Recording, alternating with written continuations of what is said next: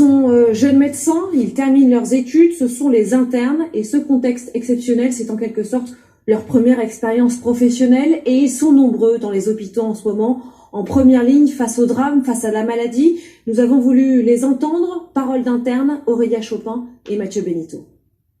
C'est un bref moment de pause chez lui. Quentin Fossé est interne en réanimation à l'hôpital Bichat de Paris.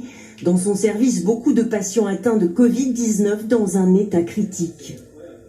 Ouais, c'était full, quoi, des urgences pleines de patients en grande gêne respiratoire, et puis des patients graves aussi qu'il a fallu, pour certains, intuber. Il a 28 ans. Rien ne l'avait préparé à ce qu'il vit depuis plusieurs semaines. C'est des murs qu'on essaye de pousser, c'est des lits qu'on essaye de faire en plus pour accueillir les patients dans les services de réanimation, mais comme dans les autres services, c'est du jamais vu.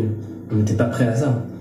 Aux côtés de ces internes au front, d'autres étudiants plus jeunes encore appelés en renfort, Elias et Stanislas sont en 4e année de médecine.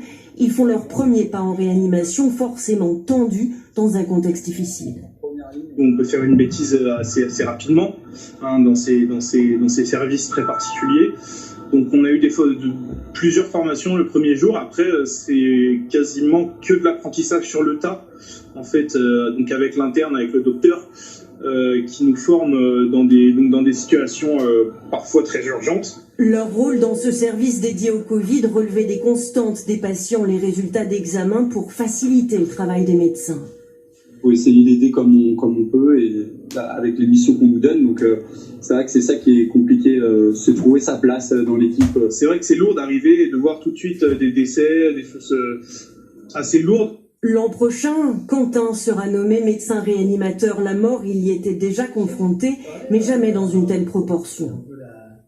C'est jamais simple, et là, du fait du nombre, du fait de l'âge des malades qui n'ont pas d'antécédents, pas de comorbidité, on aurait pu croiser dans la rue, je sais pas moi, la veille ou l'avant-veille, une semaine après, qui décèdent en réanimation, c'est difficile, ouais.